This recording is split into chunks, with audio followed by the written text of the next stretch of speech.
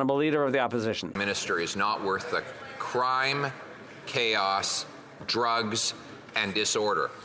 It has now been 10 days and 60 dead British Columbians since the government of that province has asked the Prime Minister to reverse his deadly and radical legalization of crack, heroin, and other hard drugs in children's parks, hospitals, on transit.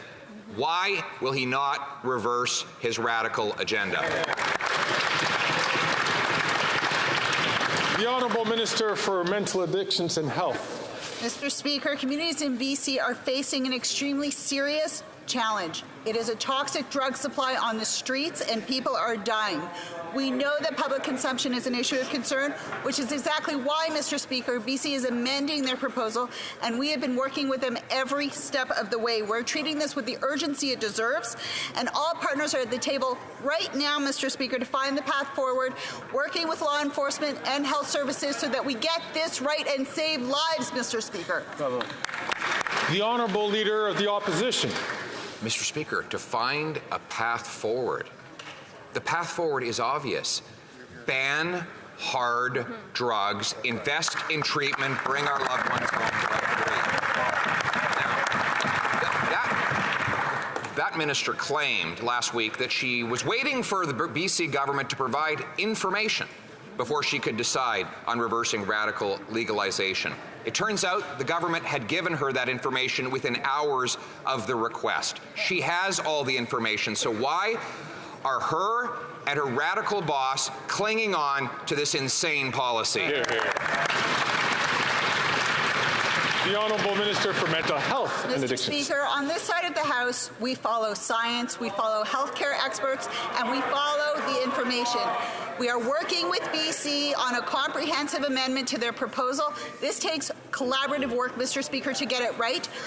This is a health issue, Mr. Speaker, not a criminal one.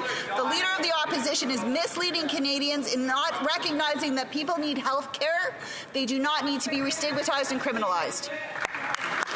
The Honourable Leader of the Opposition. Mr. Speaker, the Abbotsford Soccer Association wrote a letter entitled "A Cry for Change." Volunteers with the organization have found dirty needles that can puncture innocent children in the playing field. Other BC fields have had women raped and overdose, have found addicts naked, have had pets actually overdose because there's so much drug contamination on the site. What are they thinking over there?